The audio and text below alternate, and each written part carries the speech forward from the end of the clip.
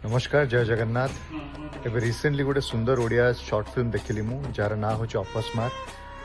एटा को डायरेक्ट करिसेंती नव घोष जी तार स्क्रीन प्ले भी लिखिसेंती। एथरे कास्ट रे अछंती अभिषेक, प्रियाशा, संजय एंड टीम।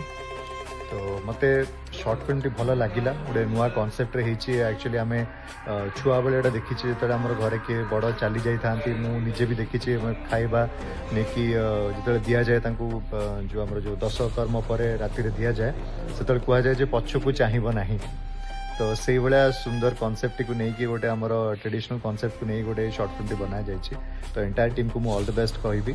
मत तो पर्सनली भल लगे। आप समस्त को रिक्वेस्ट प्लीज देखूँ आपको आउ भल भल परफॉर्मेंस भी देखा पाइबे। मत अभिषेक स्पेशली बहुत बढ़िया लगे। से जो भाया लुक कर जो भाया परफॉर्म कर एक्सप्रेशंस मध्यम मत बढ़िया लगे।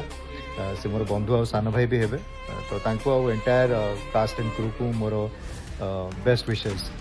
All the best everyone.